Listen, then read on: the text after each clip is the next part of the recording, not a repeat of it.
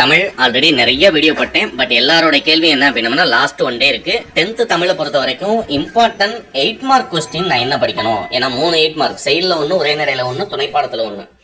நீங்க 3 வந்து அட்டன் பண்ணணும். 5 மார்க்ல 1, 8 மார்க்ல 2. அடுத்தது பொதுக்கட்டுரை வந்து 8 மார்க்ல 1 நீங்க அட்டன் பண்ணணும். புரியுங்களா? மொத்தம் 4 நடுவுனா அந்த 4மே என்னென்ன படிச்சிருக்கணும் அப்படிங்கறது இந்த வீடியோல சொல்லிடுறேன்.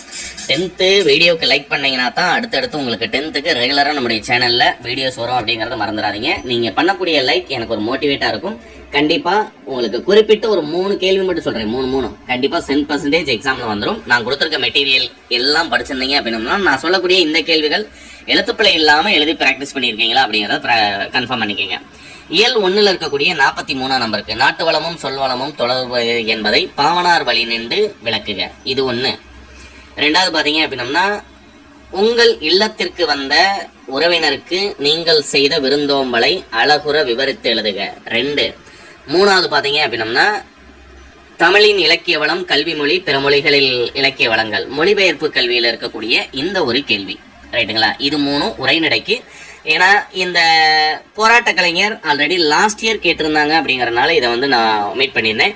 இல்லை சார் நான் இது படிக்கல, இலக்கிய வளம் படிக்கல, மேல இருக்கக்கூடிய இந்த உங்கள் இல்லத்திற்கு வந்த விருந்தோம்பலை படிக்கல, இது போக அடிஷனலா என்ன படிச்சிருக்கணும் அப்படின்னம்னா ஏற்கனவே நாட்டு விழாக்கள், விடுதலை போராட்ட வரலாறு, விடுதலை போராட்டத்தில் மாணவர் பங்கு, மாப்போசி பாடத்துல சிற்றகள் ஒளியில இருக்கக்கூடிய அந்த நெடுவினா படிச்சிருந்தீங்க அப்படின்னா இந்த இலக்கிய வளம் அப்படிங்கிறது படிச்சிருக்க வேண்டிய அவசியம் கிடையாது. ஏன்னா லாஸ்ட் டயத்துல புதுசா ஒன்ன படிக்கிறேன்னு சொல்லி கன்ஃபியூஸ் பண்ணிக்காதீங்க. ரைட்டுங்களா? 3 சொல்லியிருக்கேன்.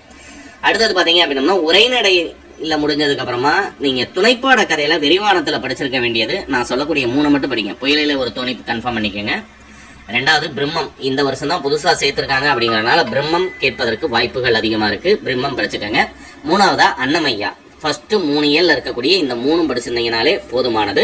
இல்ல கடைசியா எனக்கு அடிஷனலா இது 3மே நல்லா படிச்சிட்டேன், இன்னொன்னு என்னன்னு கேக்குறீங்கன்னா கிடைப்பதற்கரிய திருமந்திரம் கிடைத்தவுடன் ராமானுஜர் செய்த நிகழ்வுகளை தொகுத்து கட்டுரையாக்குக. இது படிச்சிருந்தீங்க அப்படின்னா 1 எழுதிடலாம். நான் சொன்ன 3 முதல் சொன்ன 3 படிச்சிருந்தாலே ஒரு 8 மார்க் நீங்க 44 நம்பர் அட்டன் பண்ணிடலாம்.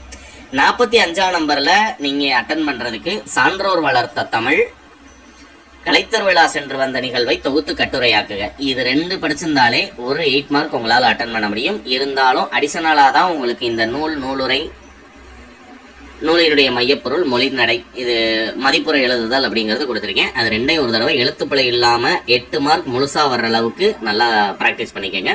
இந்த வீடியோ கண்டிப்பா உங்களுக்கு யூஸ்ஃபுல்லா இருந்திருக்கும்னு நினைக்கிறேன்.